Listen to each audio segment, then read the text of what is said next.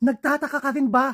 Bakit sila ang laki-laki ng followers? Meron silang 40,000 followers, 200,000 followers, 300,000 followers. Wala namang nagla-like sa kanila. Wala namang nanonood. Wala namang silang viewers. At wala namang nagko-comment sa kanila. Ibig sabihin yan, niloloko nila ang sarili nila. Bumibili sila ng followers sa mga boosting company. Ayan po. Pero hindi po sila makakalusot pagdating ng mga 1 taon, 2 taon, i-disable dyan ni Facebook dahil technology na tayo.